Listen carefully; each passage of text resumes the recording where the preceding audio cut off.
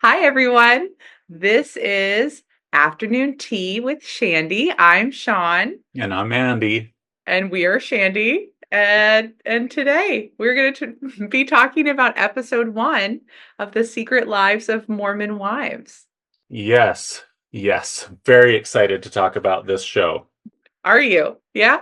Yes, well, Yeah. so I have to say, just to jump right in, I thought when I heard that this show was coming out, I heard a little bit about it from my partner, people who were excited, a little bit of buzz. And when it was coming out, I really thought it was going to be a little bit more of a docu-series or something like that that was going to cover this Mormon event in the TikTok universe that I didn't know very much about. But it turned out to be really like a reality TV show. So, overall, this series, there are 8 episodes, and it focuses on a group of young women in their 20s who are part of this group which they call Mom Talk, which is a content house. They don't actually live together, but they, are this group, and it focuses on a young woman named Taylor who started this scandal or was the catalyst when she posted a video about the idea that maybe some of the people were engaging in soft swinging.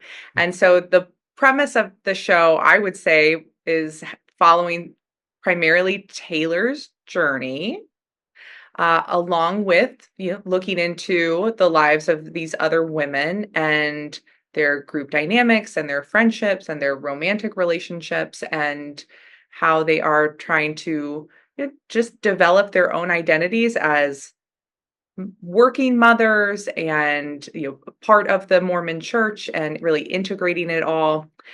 When I heard about it, like one of the reasons it's a scandal is because I think Mormons are known, or at least talk about being known for their conservative values, their traditional values around marriage and sex and things like that. And so to have a group that was actually swinging, that kind of had like a Mormon brand or a Mormon name attached to them, was especially salacious, I think. And so I can imagine people really tuning in to sort of see, like, okay, what is the uncovering of this scandal? What is the aftermath of this scandal?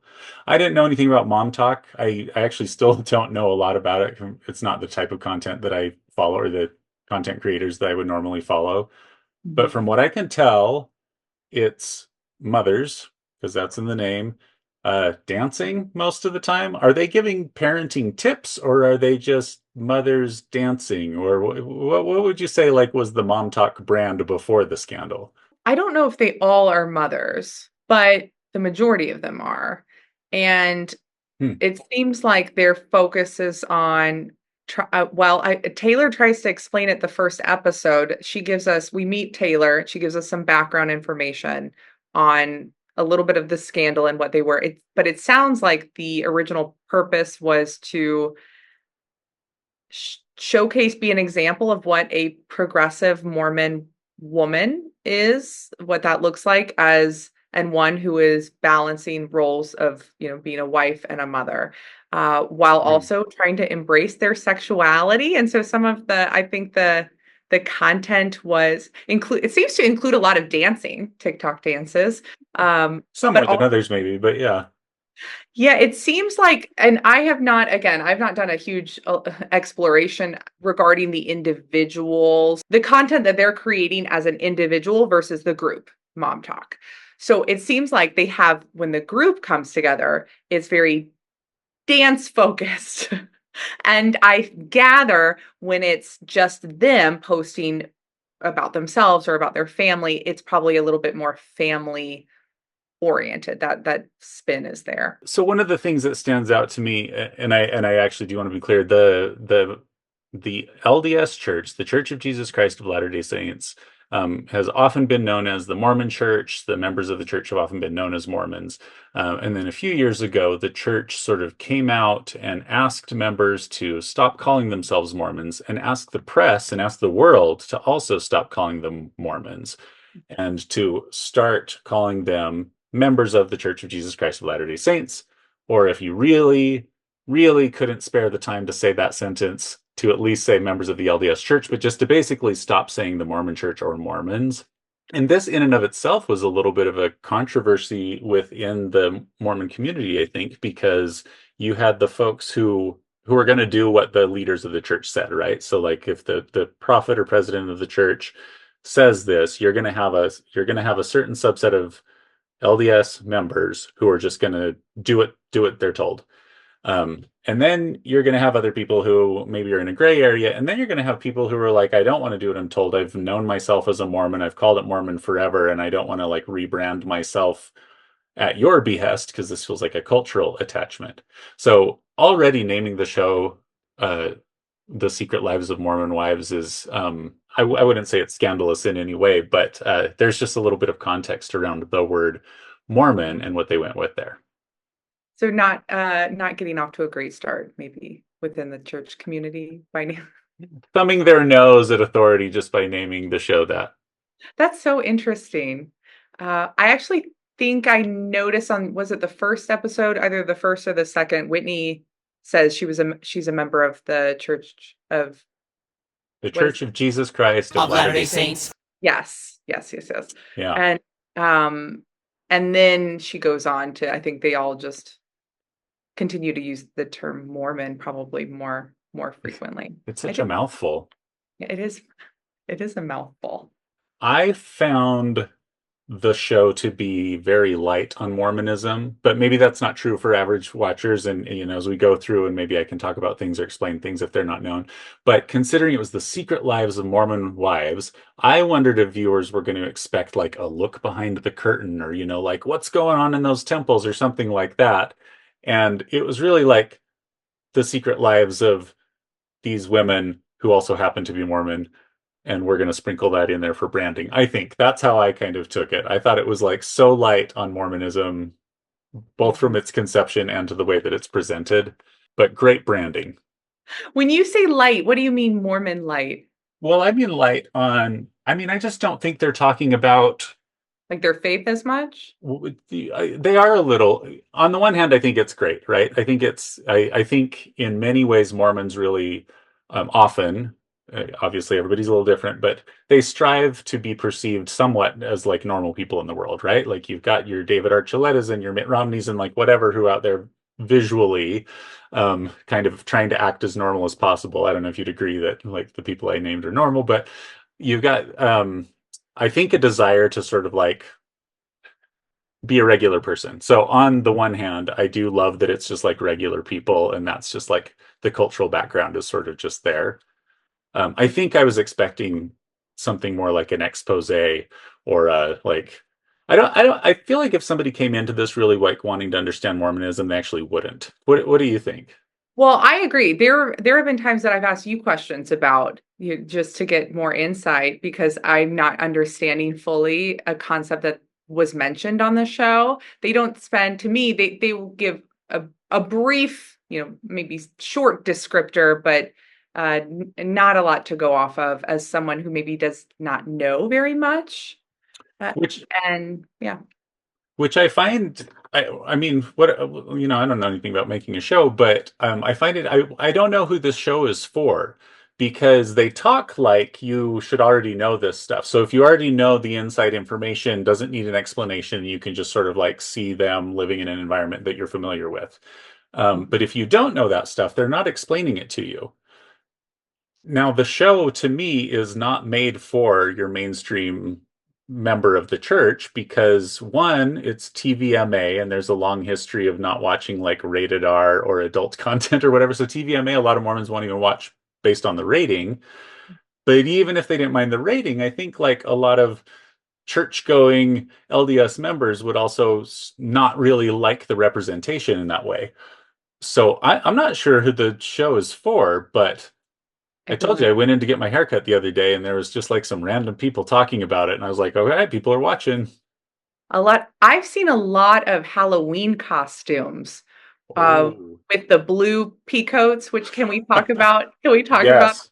I love the song Unholy. I think it's a great jam. So every time the theme song starts and you see them all in their light blue peacoats, I am here for it. It's like I will listen to it the whole time versus other shows where maybe I sort of skip ahead. But there is something about every time it comes on, I'm not going to skip it. I'm like, I'm going to listen to it. So they That's so show funny. up with their pea coats and Which the commentary that I've been reading is that that looks like a handsmaid tale kind of yeah, outfit that they're wearing. I don't know if that was intentional. I don't know if they meant to look like the wives in the Handmaid's Tale, the wives of the Gilead maybe. commanders or whatever. It does look like it. I noticed that the first time. I also don't know if that was intentional. I do think though, handmaids that in the Handmaid's Tale, the idea is like the wives were they're all sort of repressed and they're not allowed to read anymore, these women, and there's a very big like religious component of the show, religious aspect of the show. I feel like if that is a comparison, that's not great for the it's sort of it may be insulting, like the I mean to the faith, and if that is the comment, but and I'm curious what you think, but I do see like some similarities in maybe like the themes on the show, and this show is about women that are trying to find their voice and their sexuality in a world where maybe culturally it's a little bit more patriarchal.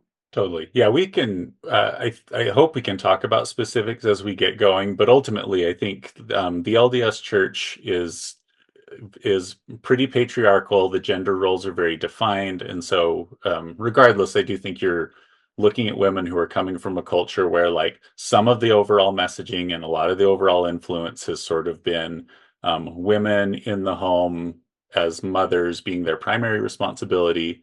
LDS women work all the time. I mean, they've changed with the times, maybe just a little slower than what's mainstream, but I think they do talk about that a lot in the show, some more than others, right? Really bringing up kind of what, how they are pushing against the culture or the parts of the culture that they feel like are really stifling to them, which I think is awesome. You mentioned to me that some of the religious imagery that's depicted in episode 1 is not actual it's what other denominations, or it's Christian and not uh Yeah, the other. maybe that's where some of my criticism of like they're branding this as a Mormon show, but they're not even trying because so it opens with like shots of the Salt Lake Valley, the women wearing their blue coats, holding hands in front of the temple, I think the Provo temple. But the song Unholy obviously isn't sort of like a hymn or whatever, but um there's flashes of like crosses and stained glass windows featuring Jesus and Mary and things like that, which are really like not prevalent in LDS iconography at all. For sure, the cross isn't something that's used, and stained glass is only, occasionally. It's not like the mainstay of windows the way maybe it was with the Catholic Church, you would say. So it feels like they're kind of just importing Catholic iconography because it's religious, which to me feels a little like whoever's doing that, the art director is just like, like it's all the same or whatever. And it's the same enough, but for me I was just like, oh, this isn't looking like a Mormon show. Yeah, yeah, yeah. I thought that part was interesting. So the first episode, Taylor shares that one of the other Mom Talk members, was putting some information out there on Reddit Mm. that did not paint Taylor in the best light. And so, from what I gather, and again, everyone, I could be off on these details. Okay. This is not, I am in no way, like, I have not followed closely, but We're not investigative journalists. exactly. Yes. Thank you. Yes. No, no, no. So, Taylor and some of the others, not all of them, agreed to engage in soft swinging.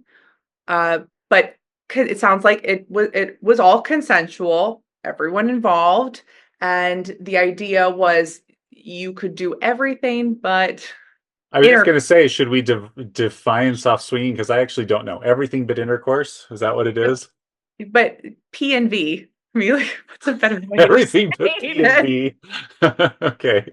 Because I mean, yeah, intercourse, it's really, you can do oral sex. making out like any other, hitting any other base, I gather, but intercourse. So I just looked up soft swinging, and the Uh-huh. first definition that came up said engaging in sexual activities with your partner in the same room as another couple, Hmm. but not swapping or sharing partners. But that's actually not true. So I think one of the members, when they were talking about this, said that they would hook up. I think this is the first episode or Yep. second. They would hook up all, it was the first episode. They would hook up in front of each other, but they would swap partners. But it would be like maybe even engaging in oral sex, but like Mm, everyone's kind of in the same room and you agree to it. And my understanding is Taylor caught feelings. That was what was mm, with one of the other husbands, and they did have intercourse and obviously like alone in a room away from everyone else. I don't know any other detail, but so somehow maybe that got out in the group or that they shared it. I don't know. Someone else posted something on Reddit, which then led to Taylor's decision to go on TikTok live and sort of set the record straight and share that they all agreed to engage in the soft swinging. And it was not because I don't know if Taylor was being painted out as a woman who cheated on her husband with someone else's husband, and when mm. in reality they all were engaging in that behavior, but she took it a step further and she fell in love with one of them. So she explains the background there, and then so she gets divorced from her husband, and the whole theme is, will Mom Talk survive this? Because my guess is when that came out, it was a departure from how they're trying to brand and sell themselves.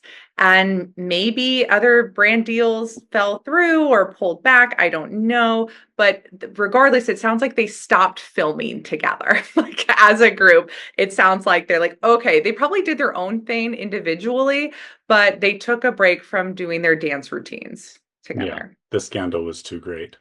Yeah. So it is interesting because Taylor does get on and she says everyone was hooking up with everyone. And maybe she meant like everyone who was in that room or whatever, right? She's kind of, the way that I took that is she doesn't, obviously being labeled a cheater is bad for anybody's career and image. And I think she's sort of saying like, the jump I went from being this like monogamous Mormon wife to cheating had a whole bunch of steps in between, I think, is probably why she's explaining that to sort of say, like, it was okay for me to be doing whatever with this guy. The catching feelings and hooking up alone was just that tiny little step that was not consensual and that was not Right. okay and that led to the divorce. But the scandal of the show that I didn't get right away is not everybody on the show. In fact, I think like nobody on the show. It's not clear. It's not clear. Their denials are a little bit fuzzy to me, but the people on the show are actually not the people who were involved in the swinging, except for Taylor, as far as I can tell. That's what it seems like. And so from what I read on the internet, that there were two in particular, two of the ladies that I'm guessing maybe were involved in the soft swinging or were maybe just a part of Mom Talk, but I think the idea is that they were part of that group. They were asked to do the show. They said they would only do it if Taylor was not on the show, and that did not happen. The So they are not producers on. said, we Yeah, need Taylor Taylor. was about Taylor, pretty much. I mean, he's following Taylor, sort of the main person. And so they did not come on it. And so yeah, it seems like the other women were not part of that soft swinging group. Well, they talk about on the first episode, they start to talk about how they still were all entrenched in scandal, whether or not they were doing it, right? Like by the association. So it really hit people hard. And I'm imagining, I mean, I don't know if it's harder to have a scandal like this when you did it or didn't do it, but either way, they're all sort of like hit by this. So the episode starts with like the first meeting is Taylor with Macy and leading up Yes. to they're gonna like talk to Whitney for the first time because Whitney's really upset about it. Mm-hmm. I think Mm-hmm. everybody's upset, but Whitney is particularly upset. I don't know. Yes. So yeah, Taylor and Macy get together and they want to get mom talk back together. And then the next scene is the group of women minus Taylor and Whitney. And they are talking about, I think they're talking about Taylor and in sort of a judgmental way. I think one lady shares a story where Taylor was being very flirtatious with her husband. And so yeah, there's a lot of judgment there, kind of making fun of Taylor a little bit. I Mm-hmm. think so. The first, I know this, we're focusing on the first episode, but is really interesting because the first episode, Taylor is sort of the black sheep of the group. Mm-hmm. And there's a Yeah, and really I really felt that my own judgment, right? Just immediately leading into it. I think in that, in that first conversation, she's sort of like listening to how people are upset, but she kind of never really apologizes or acknowledges that like it wasn't cool to say that live in front of everyone. So it's almost like, I don't, my impression was she's just sort of like grappling with accountability or not grappling with it when she should be. but also, I mean, she's kind of saying like I had to defend myself. There were Mm. all these, statements about me and breaking up my family or someone else's family, and so I think she felt like I need to say something. I don't know how I would handle it. I also, part of me, the idea that well, I guess if she's not naming names and she's saying mom talk is engaged in soft swinging, and then you see the others like, not me. It's not, I'm not engaging in that. And so, because part of me was thinking, I don't know why everyone's so upset with her. Like, why are we? I mean, yes, she's a bit of a train wreck in the first episode, and there's growth. There's a lot of growth throughout the season, but I did kind of think, I mean, is it so bad that people won't want to work with you, do brand deals with you? And but maybe, I don't know, maybe. Well, one of the things that I think Macy is saying early on, and they're talking about early on, is how this is like their business and this is their livelihood, which I think for me as a reminder, I think I associate people being on social media with just some kind of like narcissism or whatever. But they're obviously at the point where they're making money. It really is a business. And so whether or not whatever it says about them or doesn't say about them, this like impacts their livelihood. And so I feel like Macy's working hard to get the group back together because it's good. It's good for their business. It's good for their brand. Yeah, I agree. And narcissism, I think, like more of like just as a personality trait, not the personality. No diagnosis. Yes. Yes. Any diagnoses assigned cannot be done without Yes. a diagnostic Yeah. interview. Yeah. But who am I to talk? I'm As a like sitting personality here. I'm trait. sitting here on camera talking like I get it. Performers, it's fine. Don't make me sing. Don't make me sing. So Taylor is talking to her mom, and she shares with her mom that she is dating someone, and it appears to be shortly after her divorce. I don't know what actual the timeline is, but mom seems to feel like there's not been much time from when the divorce was finalized to this new relationship with Dakota. And Dakota. Dakota, yeah. And Macy seems to know about this and have some thoughts about it initially. But yeah, Dakota, a new relationship. Yeah, Macy is skeptical. You can always tell. I love that those conversations between two women where you could tell someone is clearly like, yeah, Yeah, oh, she's about this new person, and she is hiding it a little bit, and then Taylor is trying to, explain more how happy she is, and but also their insecurities, and uh they both struggle with jealousy. So a common theme, which I know you and I have talked about in a broader sense, but I think this comes up on this show this episode. It most definitely comes up later episodes. So not to get too far ahead, but so Macy said something to Taylor along the lines of, you like that he's jealous. So that she's sharing, like we're both jealous of the other person. We both have a lot of work that we need to do.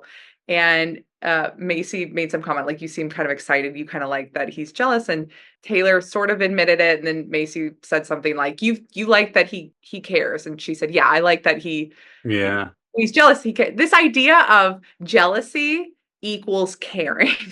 Yep. Yep. I think Macy also says you kind of like the drama, which is a little bit of a check-in slash accusation or whatever of is Taylor making choices because they're exciting or because they're smart or whatever. Macy's good at the gentle critique, I think. Yeah, she is. I agree. I thought so as well. So then following her lunch or her breakfast or whatever it is with Macy, Taylor goes to talk to her mom, and she's saying she might have a date tonight. And so mom's kind of like asking questions about um, who she's with and what she's doing, and talking about how she shouldn't be dating somebody because she needs to let her divorce settle, right? She kind of Yeah. uses those words like don't rush into it. And then Taylor sort of, has her embarrassed grin and has to share with mom that she is pregnant. Yes. And mom's reaction is, "You are so stupid." Did she say she was pregnant? She might have said, I think I might be pregnant. Oh, right. So there's a whole thing where Taylor is seeing Dakota. It's not official, but they're still posting things like on social media, should we date? Should we date? Taylor's mom gets in there and says, as your mother, let your divorce settle, take time to heal, focus on you and your kids. If it means he'll be there in the end. So she's coming onto social media and trying to dissuade her from dating Dakota, which doesn't seem to work because then she goes on to do that. So Taylor goes and talks to her mom and she says, "Do you think I'm a bad person for those things that I did?" And Taylor's mom says, "Did you talk to your bishop?" Mhm. So this part I think might be a little bit good to clarify. So in the LDS church, people are encouraged to repent of sins, and they're told that they'll receive forgiveness for their sins, but for certain sins, sins of a serious nature, to get forgiveness, they can't just pray. They have to actually go and talk to their ecclesiastical leader, and so they talk to their bishop. And then their bishop would do what I think would be like the Catholic equivalent of saying what they need to do for forgiveness. So I guess in the Catholic Church, it might be something along the line of like Hail Marys or prayers or certain activities to do. The bishop might say a certain amount of time that they don't take the sacrament or do whatever. But the bishop is involved in the repentance process. So I think that's why her mom's saying, "Did you talk to the bishop?" Because that's like necessary. Okay, that's interesting. So then she starts talking about Dakota has a kind of a crazy backstory, I guess, where he's used drugs in the past. Mhm. And so that's one of the reasons I think mom's a little bit nervous. He's in recovery. Hmm. Yeah, mom is definitely uh concerned for Taylor. And she does have, which is probably why Macy made that comment about you seem to like the drama. Because when she's talking about these things, there is a hint of a smile, and it could very well be discomfort. Like it's doesn't necessarily mean that she's actually excited about all of what's happening. It could Right. be, that it's like a stress response. The Yeah. smile. No, it's true. Yeah, people will smile when saying really awkward and uncomfortable things all the time, or however they're feeling. But there also seems to be just a general immaturity about things too. I mean, It's there, like that's sort of how I conceptualize some of that. No, it's true. I think I thought Taylor was like 19 or something, but she's 28 or 26 or something. She's entering her late 20s there. So the air of immaturity, I do think was present. Yes. Yeah, I agree. But did you want to say anything else about mom? Anything? I don't think so. I mean, Taylor's mom and her interactions come up later in the Yeah. series also.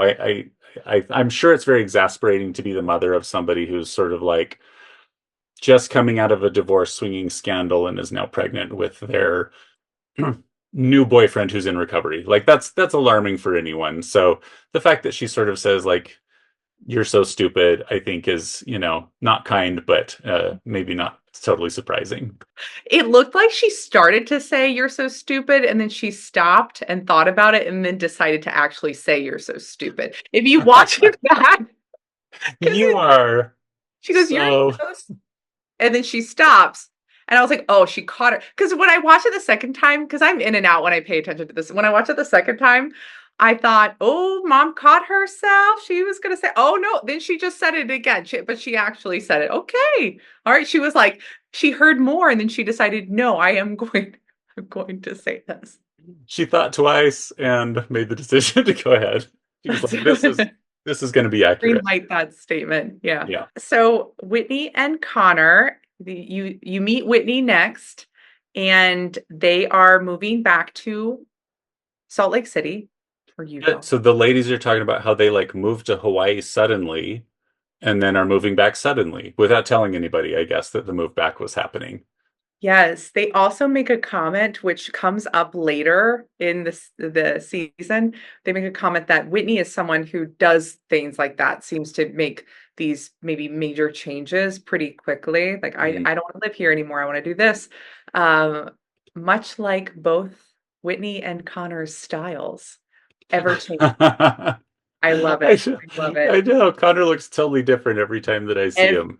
every scene. And it I never matches his personality to me. I never feel like he's dressed like him. He's always in like some boy band costume of Connor. Yes, I agree. I agree. Yeah, so they are moving back. She's very excited. They're both excited.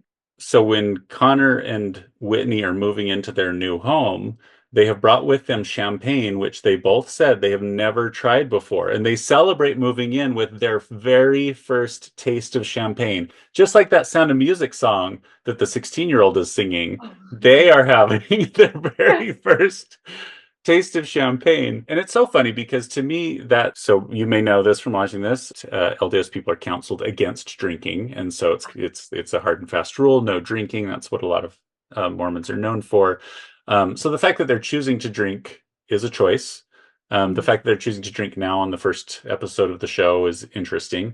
And then my favorite part is that they both absolutely hate it because they have they've gone their whole lives drinking like sodas and ciders probably, that first taste of wine can or champagne in this case can really be not what they thought it was, I think. I Because they're also both think it's warm. that's true. I didn't think about that. I think it's warm. It's just been sitting there. And it's probably not, I mean, I don't know. Their house looks really nice. So maybe who is it? Your real estate agent I'm guessing that's doing Oh, that. sure, yeah. Yeah, maybe it was a gift. If you buy a really expensive house, do you get the equivalent of champagne versus like a cheaper house? I don't know. I don't know the quality of the champagne is what I'm saying. It could be a nice bottle, but it looked warm. And It's so, and warm champagne is yuck. yeah, they really needed a coach to guide them through the process that first time. Yes. Yeah. So then the next scene, the three ladies are getting lunch. Whitney, Yes. Michaela, and Taylor. But Whitney and Michaela are there first, and they are also sort of making fun of Taylor in this. It feels a little mean girl. It does. And while Taylor, I mean, I use the term, which is not kind either, bit of a train wreck the first episode. There is growth. It changes, but she feels maybe a little lost, might be a kinder way to describe that. But she it never, like, throughout the first episode, even as she's describing, what has happened in her life that other people can easily judge, she's not cruel to other people. She's not talking about any of the other women in a negative light. Yeah, that's really true. I don't think she does in any of the episodes. And again, there is a shift. It does seem like she grows up later, which I know we're going to talk about as the episodes continue. But she doesn't say anything about any of the other women, and she just seems really nice. Like, she seems really kind. But the other women, to me, first episode, I felt a little mean girl. They're making fun of whether she had plastic surgery and did she have breast implants and Which she did, right? Doesn't she say that she had? I think she's like showing up with the new chest at this point. yes. Well, so they're like, oh, they were, kind of making fun of her and like, who is your plastic surgeon? And when they got there, I forgot exactly how it played out, but Taylor just came out and she's like, yeah, I just got these done like 6 weeks ago and I love them. And then Whitney, who is just making fun of her for that, was like, "Can I feel it?" She's like, "Oh wow!" And I just, to me, it just seemed, if I were Taylor and I were watching that back, that would really hurt my feelings. Just seeing how, like, moments before, these people. But again, I know it's a show, and that's part of it. But yeah, it did strike me as a little mean girlish. Yeah, totally. Totally. So they get her there and they start talking about the issue, right? Because this is the first meeting with Taylor and Whitney since all the scandals, since they parted. And Whitney's talking about how she'll do anything to keep Mom Talk together. It's their business, it's their livelihood. She cares about these women, right? Like she says all of this. And so she's kind of there to try to make it work with Taylor. And Taylor does not give a great apology. And again, coming into this not knowing the whole story and not knowing them, she's sort of like, it's not that I don't care about people, but like, I'm not going to apologize for my post. Yeah. Which again, she must feel like she has good enough reasons or why she did it. It just seems like she fails to see that saying everyone was swinging could affect them negatively. And she's sort of like, almost acts like she doesn't care. I also don't know if she said everyone was, because I don't know if she just said some of us were, but she did, but there's the unknown. So Mhm. anyone could be part of that group. I don't know how she framed it. But regardless, yes, there is speculation that they, like, all of these women could have been players in that party. And Whitney is not happy about it. But I also thought the way Whitney described how she was talking to Taylor, she felt betrayed and she doesn't feel safe and she can't trust her. And she still does not feel safe with her. I also felt like that's a big statement too. I don't know. I mean, I thought, yeah, you could be upset, sure, but that seems like quite the statement. I no longer feel safe with you. Well, I don't disagree with that. I think that like in my counseling world and like among therapists and among like therapists speak, therapists will sometimes go to that place of like this is about safety, almost to describe sort of like the mechanism of the brain. But then, you say that to somebody, and it's like, you think I'm going to attack you? Or like what does it mean you don't feel safe with me? When really she's sort of just saying like this impacts me negatively and I'm worried about it. Which I think, if you have a person who, in theory, could ruin your business Mhm. by just saying whatever she wants, that feels out of control, maybe, right? Like, feel Yeah, worried about that wild card out there, and maybe that's what she's trying to say. that's a good reframe. Yeah, because that's true. It is their livelihood. So, and maybe if Taylor, I don't know if it would have made a difference to then go to the group and say, "Hey, I'm upset. I need to make a statement in some way to sort of clear my name." I don't know. No one probably would have agreed to that necessarily. But Right. A yes, heads up would have been the right protocol, probably, yeah. to maintain her friendships. What's really funny to me about all of this is the idea of they are all heavily criticizing Taylor for the impact on their business while filming a show because of it. Right. I mean, Yeah. it's part of it's like, I can't trust you anymore. Like, you turn to the camera. Like, yeah, like it wasn't a golden goose. Yes. Look what you did to us. Which actually I think that's what Taylor says, which is like also dismissive, right? She's just sort of saying, like, well, now you're using it for clout. Because she has this thing, she's like, I don't understand how they're going to tell me to my face I'm mad, and then they're going to make a TikTok joking about it. And to me, that felt sort of stupid to say because it's like, oh, you don't understand that the performance you're giving to an audience might be different than like your feelings, and that, Yes. what you do with the scandal to maintain your brand might not feel like the genuine thing they're saying privately to you. Like, I felt like Taylor was, to paraphrase her mother, so stupid when she kind of like didn't understand why somebody would put something on social media and then say a different thing to her privately. But I also kind of see what she's saying in that, wouldn't you want to just distance yourself from it and not bring it up on your own TikTok?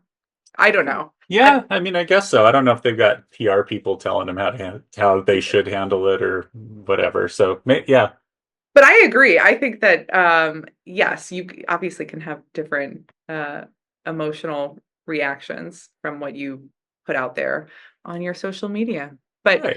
yeah, they don't really resolve it in that lunch. They don't. But following that lunch, there's a little scene with Whitney and Connor. And where she says, "I need to get this off my chest." She feels like she's got a secret, she's hiding, and post scandal stuff. And so they have a little sit down with all the women so Whitney can come clean and tell her story. Well, wait, first, before Oh, that, Whitney informs Connor that she is going to tell the women. right. Um, and he starts crying, and then he says, which I didn't quite understand this part. He made some comment like, I just don't want to be portrayed as the victim. I was like, no one thinks you're the victim, Connor. I'm not quite following, but I might have missed something in how he phrased that. But he definitely said, I don't want to, I'm not the victim here. Like, no one thinks that, Connor.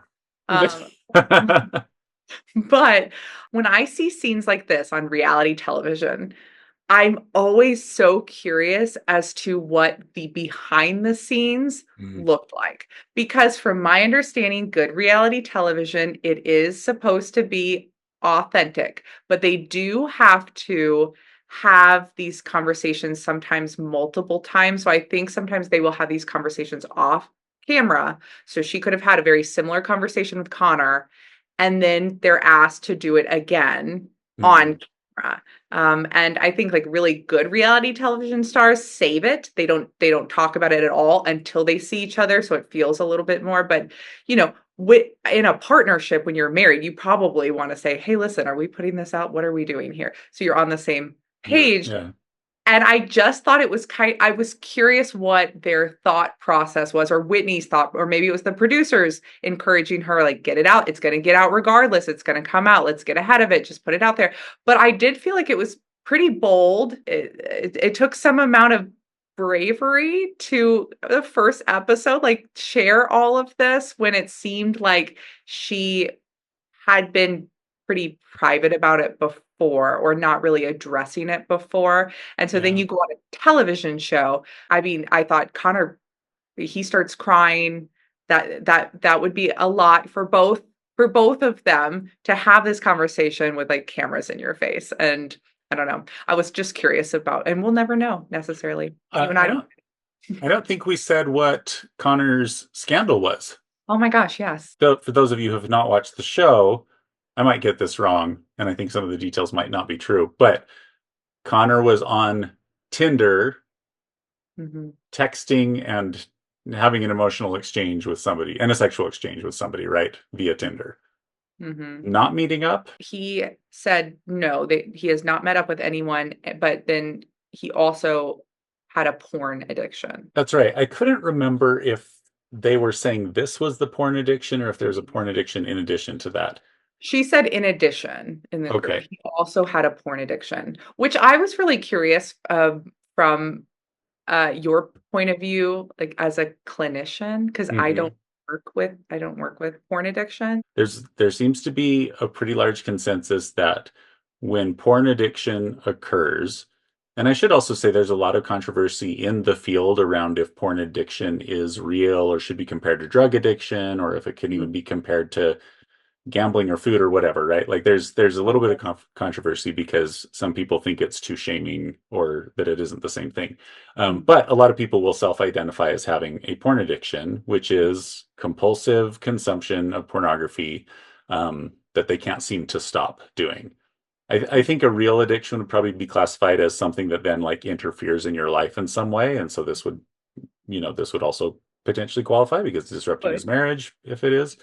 But the thing that is interesting about porn addiction, it is by far much more prevalent in cultures where the culture around sex is very secretive and shaming around sex at all. It's interesting because I remember a few years back they kind of found that the highest paying consumption of pornography was coming out of the state of Utah. really? It was, which is funny anyway. Like, I don't know what the paid part is because I feel like maybe they need education around like where to find it for free. Like, I'm not sure like what that classification OnlyFans. is. Yeah, like maybe they didn't know it was available unless somebody was like, "Hey, for $20." I don't know. Um, but it came to the point where the Utah state legislature was treating pornography as a public health problem. and trying to do Really? things. I think they actually recently managed to ban something or ban maybe Pornhub specifically or some side. I don't remember. I should look into that. But they're treating it like a public health emergency, which was kind of hilarious because at the same time the Great Salt Lake was drying up and like asbestos was being released into the air, but they weren't doing anything about that. But Oh my pornography had to God. stop immediately. That is so interesting. I love obviously Real Housewives of Salt Lake City, still watching it, still going strong. There was a recent episode where one of the women, Lisa, was talking about she's Mormon. I think she was Jewish and then converted, but she was on a flight and there was a like college kid, Mormon college kid, who on the flight for like 4 hours straight, she said she just saw he was watching porn on his phone the whole time, like the whole time. Wow. I think the point of her saying that was they were talking about gambling in that episode, and she's like, I'll do a little bit. Like a little bit is okay here and there. It's if it's too much, not in moderation. But the idea, if you're told you can't do something, you tend psychologically, it's like psychological reactance. You just kind of want to do it more. Versus if you have free reign, it just sort of loses its power and its mystery and interest and Yeah, uh, that's actually one of the interventions for porn addiction is try to get somebody to the place where they realize that they can watch it whenever they want, and then they can kind of like choose not to. food that does if you have foods that are off limits in your mind because of like chronic dieting, that's also something that's sort of the same idea. I'm not supposed to eat this, it's bad. And so kind of just you can have it at any point. That's the same sort of intervention. Yeah, no, yeah, it feels like the same mechanism in some ways is like where does the shame come in to all of the choice points that we have? What I do think is relevant is usually any kind of compulsive, addictive type behavior is usually just a symptom of a different problem. And so the fact that Connor's using porn or on Tinder, like whatever is happening, I don't know what the problem is, and I make no presumptions, but it could mean like something in the marriage, something in the bedroom. It could be something internal that he's going through. It could be stress. Like there could be all these reasons um, why that's happening. And that's usually how I would want to look at addiction is sort of like what's going on in your life that this is so prevalent. And obviously people have sexual desire and impulse just like they have hunger and different things. So there's always going to be some level of like desire, but what he chooses to do with it um, might be due to personal stress. I have one of my friends, she has a private practice, and she was telling me that she's been working with a lot of women who are in marriages where their spouse has essentially a porn addiction. And it's really hard as in this case like a heterosexual partnership where maybe if the woman feels not enough, or if there's sort of maybe even an anxious attachment present, that can cause some worry or feeling less than. And so my friend was telling me that she's been spending a lot of time talking about how for men that can just be a way to deal with stress. Sometimes it can be a stress response, or at least that's how they're trying to cope with stress, and not even as much of like a sexual outlet or need in some way that's not being met, which is interesting because again, I work in a hospital, so I do not. These aren't areas that I focus on, and I had not thought of that. It's like, oh yes. But I work on a college campus where it's a lot of the focus. It is interesting. I've heard it described this way, and I haven't like seen a brain scan or anything, but I've heard arousal is it comes from the same place that fear comes from. It comes from the amygdala. The amygdala is in charge of the four F's, right? Which is like fight, flight, feeding, and I think the four F's, whatever it is. I, But it's all coming out of the amygdala. And so, in a sense, it's a type of anxiety that comes up. So, sexual arousal might be coming of an anxiety that the human body needs to solve, right? So, that's like our biological imperative there. So, the thing that I was taught was when a man at least has an orgasm, the amygdala like shuts down. It has like met that oh, arousal's need. And so they were saying that a man will feel maybe, he might not process it this way, but one of the reasons that it might be building a compulsive behavior is because in that moment, a man might feel totally safe and all of that anxiety and stress is sort of like resolved for that moment. Interesting. And so then if he's learned to cope with anxiety in that way, or anybody, right, learns to cope with anxiety through sexual satisfaction, then they'll start to kind of like associate that. They'll feel stressed and they might feel aroused. I don't want to put these like too close together. I don't think people are basically like turned on by stress necessarily, but there's something going on. Yeah, no, I think so. I think that's really interesting. I feel like for men too, so if it is a way that they're coping with stress, it then could, if that's happening, let's say earlier in the day, maybe later in the day when they're with their partner, they might not want to engage in any sexual True. intimacy Yeah. Yep. that way. And then that's where sometimes it can create some problems in the relationship where if the female partner is asking about it and then finds out, well, you were watching porn earlier today. And why I think that's sometimes where Hmm. it can impact the romantic relationship. Yeah, totally. Because the sense is you're doing that when I'm right here. Yes. And what might be happening is like, yeah, that's easy. I don't have to like be involved with anybody else. I can do that on my own. I can be done when I'm done. Like Yeah. there's convenience to it even that doesn't really relate to I like this better or whatever. But Yes. certainly that's going to be the impact. Yeah.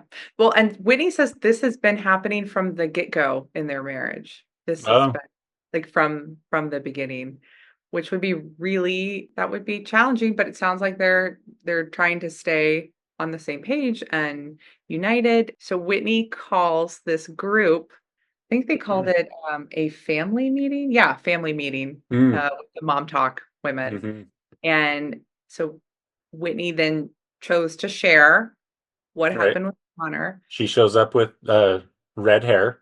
She's been Yes, blonde until now, but now she's got red hair, yes, yes. Yeah. which is And fine. it's fine. It's It's fine. great. Like Connor's hair went from bleached blonde to it Totally. it does seem, just side note, and I know this comes up later, but there is a lot, like it does feel with the changing not that you have to maintain the same style, but the moving to Hawaii and back, and then at some point, I mean, spoiler, like they like at one point look at a farm, like which is not their style. We'll talk about that later in that episode, but it does feel like we are searching for our identity in some way. Like we're trying to explore who we are and even in our style, just as it just changes. So Right. Or they're trying to solve their problems like out there instead of in here or something. yes, it's like, when you go through a breakup and I don't know, You Andrew, if you rearrange the furniture. No, I've never broken you up before, you but want bangs. I went through a breakup and I told my hairstylist and I said, gosh, I mean, I feel like I'm like, do I want bangs? She said, I will not let you do that. that's Thank you, good. Kelsey. They care. That's good. That's Yes, good. yes. But I mean, there is like this. I just want to focus on something else that's going to make me feel better. And maybe bangs will make me feel better. Totally. A fresh coat of paint, reinvention. I'm all for it. Listen, We'll just I've moved share to LA, I've moved to New York, I've moved to Mexico. I understand. You run from your problems. It's a wonderful way to live. exactly and hope they don't catch up to you. That's Yeah. right. Yeah. Yeah, So and they do because they're with you in your suitcases. they But, always do. They as always do. long as you keep running. Yeah. So she shared with the group. And then she said, oh, I wanted to ask you about this part too. So she said to the group, she really wanted, I think, them to rally around her. I think she was really looking for support in that way. For And she's sure. sharing, like, this is big. Like she's sharing what she's been dealing with. But then she goes, he was just confused. And I thought that was a really interesting statement because it seems confused about what? Confused as to the rules that they set up in their marriage when it comes to dating sites or porn use. Like, what was Connor confused about? Yeah, I know. It's like when they call it an accident and they're like, did you mean to put it in her purse or whatever? But confused is another layer of like, well, what clarification does Connor need? And I think you might have a suspicion around that based on the rumors, Coach. out of there is here. and yeah, not to speculate about someone's sexual orientation at all. They're online, a lot of people are. And I think actually Whitney and Connor I saw posted, because obviously I follow Whitney now. Um and Taylor. I just had to. Great. It's research for the podcast. So Fantastic. fine. But It's good. they I want to did, know what they're up to. yeah, they did a video kind of making light of a lot of the speculation that Connor is gay. That's what Hmm. and they I'll send it to you. That's So how there you handle a rumor. I thought they did a good job. But then It was in secret, they tell Whitney that they're pissed, or they tell Taylor that they're pissed about it. And she's like, I don't get it. You're posting this and you're telling. I'm just kidding. exactly, that is such a good yes, example. That's very true. Um Listen, I do. On principle, I really do hate speculating about somebody's sexuality because, like, even if you're right, like, it's not let people figure it out or divulge it the way they want to, or live privately, or don't, or whatever. This is what keeps straight men out of musical theater. Also, like, it just sucks. As somebody whose sexuality has been speculated about a lot, and how and it's often been correct, it's not cool. So I don't want to do that, but it is kind of interesting. and we're not speculating. No, I We have no idea what that mustache and bleach blonde hair means. I have no clue. I make what no he's assumptions. confused means. We don't I want to see what his socks look like, but other than that, I have no input. I don't know. yeah, exactly. But the Yeah. internet thinks social media has made a lot of comments. Um, and Well, so the other thing is he could be like bisexual. yeah, There could be like a polyamorous element in there, but that's not very acceptable for men to say either, right? Like if she sat down and said Connor's bisexual, that actually wouldn't be received well, or Connor's attracted to men. Like none of that would like fly the same way. So I can appreciate where even if that were true, they would sort of choose not to go down that path. And obviously, if it isn't known to you, homosexuality or anything that isn't heterosexuality is really frowned upon in the church, has a long history of frowning. And so I'm sure that would add such a complicated layer anyway. yeah, I agree. Yeah, so I just had to throw that out there that he was just confused. Yeah. Um, So Whitney's here telling her story. I actually liked this part because I saw all of the women in the group. I mean, there might be a different narrative to this, but I saw all the women in the group listen to what she had to say and like wait to respond because I was wondering if they would just be like, are you going to leave him or this or that or he's or like whatever. And they like waited, which was smart because then she's like, I think we're going to make it work or we're going to work on it or like we're going to go through it. And then immediately everyone was like, we're here for you. And I was like, that's nice, right? To be the friend who just like craps on the person that then you're choosing to be with is like pretty complicated. So they all did a very good job, I think, of like holding off on the judgment until they saw what she was like wanting or needing or doing with the relationship. yes, I agree. I agree. It is different because they are married, Whitney and Connor, and they have two kids.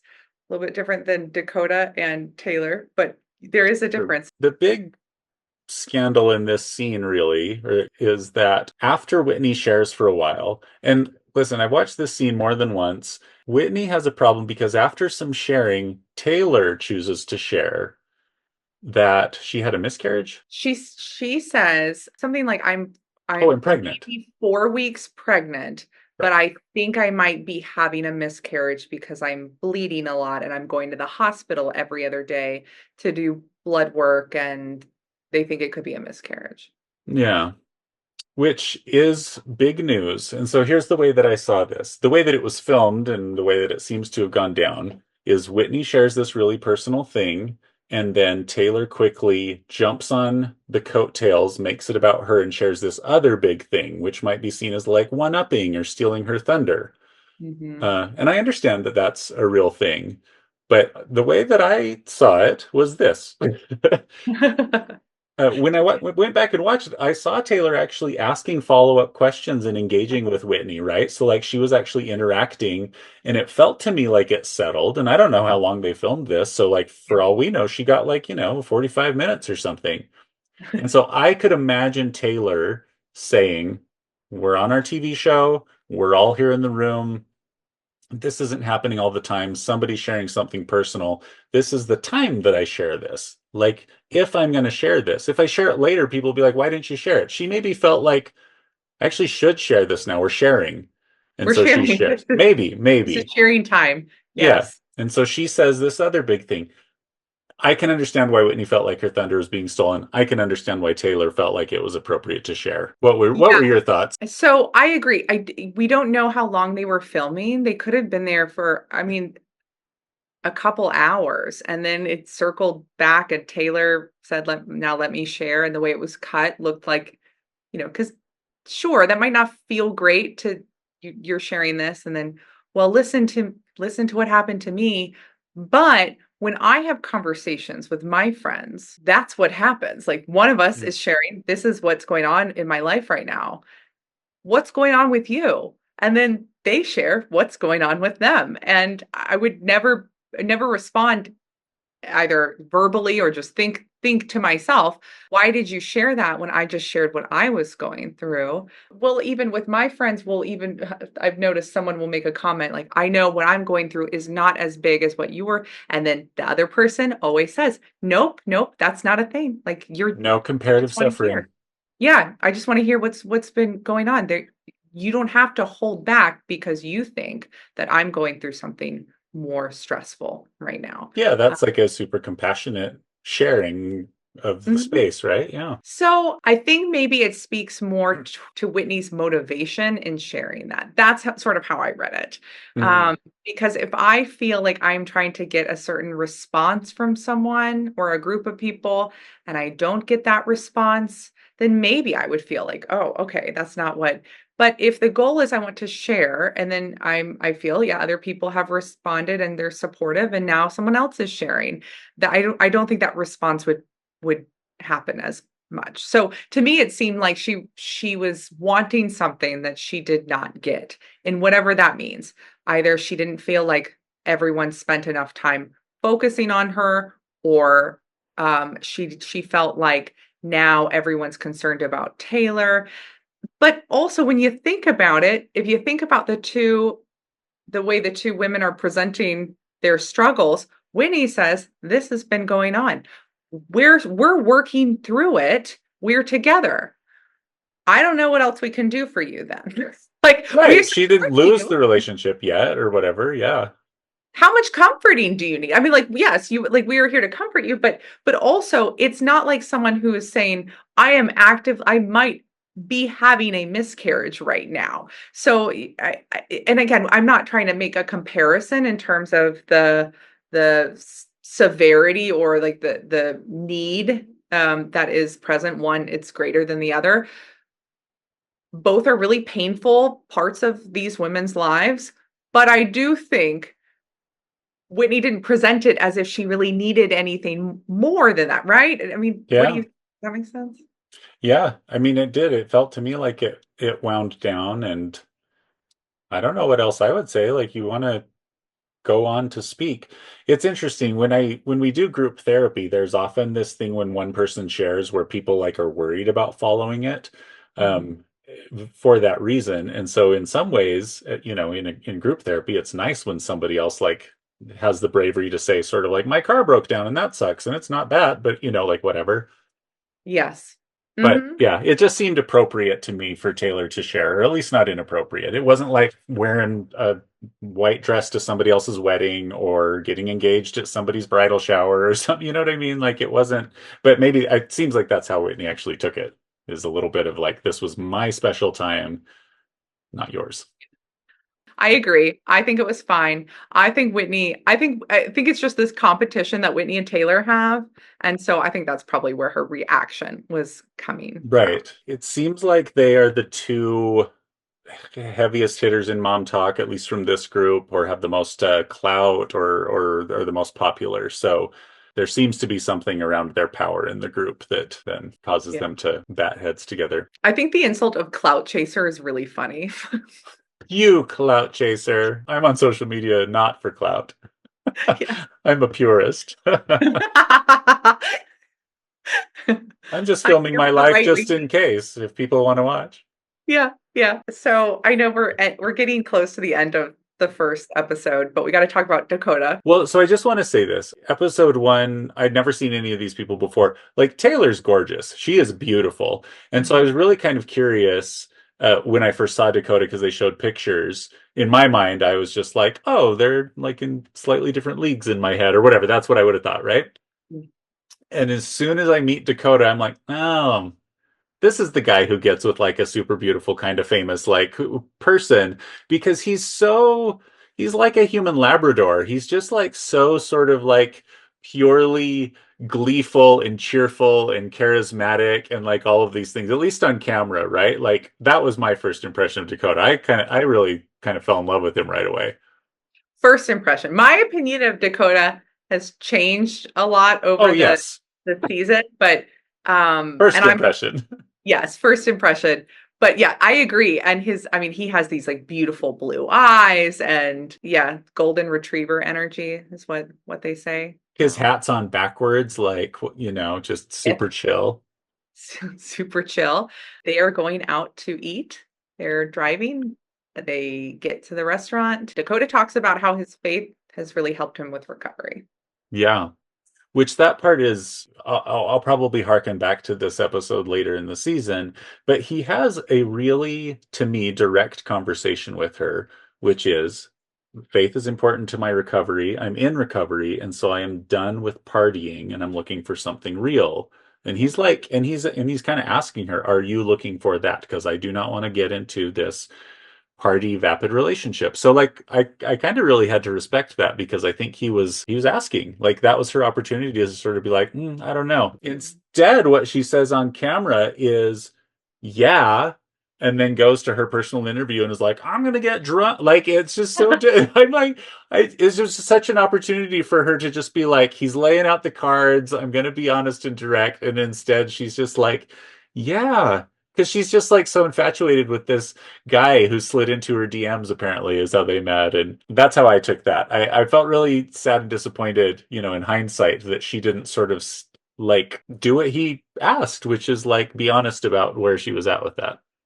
Yeah. Well, and she was a little flippant in her personal interview where she was like, "Why do I always end up with guys who don't like to drink?" And Dakota's in recovery because he had like what he was did he addicted to fentanyl here he Yeah, that's right. They said fentanyl was part of it. Yeah. So yeah, I don't opiates. Yeah. yeah. And Which is tough. That's like a really hard one. Yeah, somebody not drinking, you would want to support that. yes, yes. And so this is someone who's saying, this is life and death for me. I Mm. can't do that. I can't go and drink. And I feel like her response was like, I just like to drink. And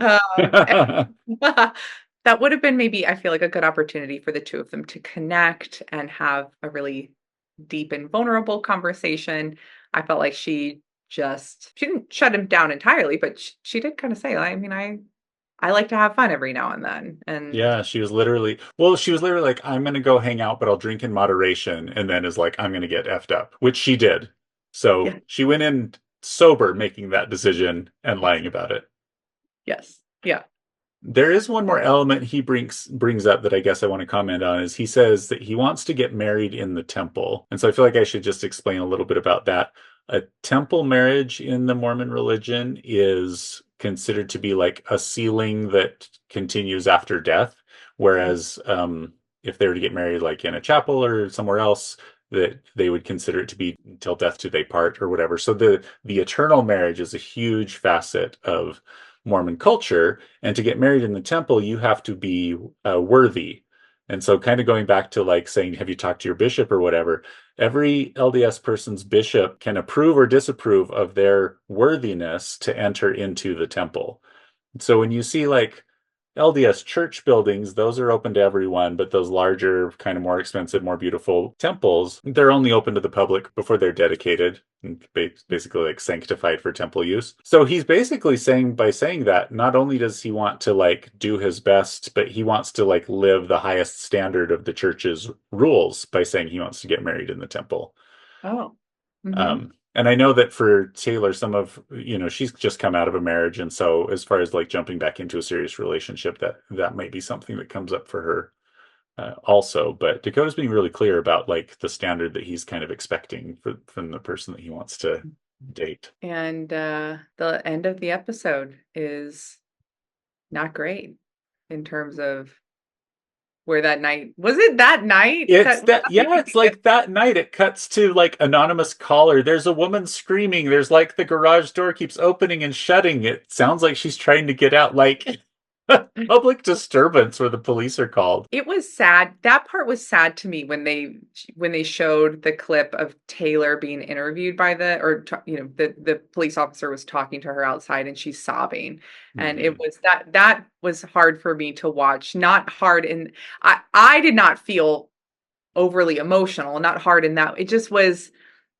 It just felt really private to me. Like I just thought I shouldn't be watching this. That was sort of the feeling that I had. It was a very, very low moment for her, I imagine. And so to Yeah. have that, but yes, so there was some domestic violence in Right. Yeah. It sounds like they were arguing in the garage, and then she eventually threw a wooden thing at him of some Mhm. kind, pushed him into a wooden thing, at which point the police officer is like, so now I'm going to place you under arrest.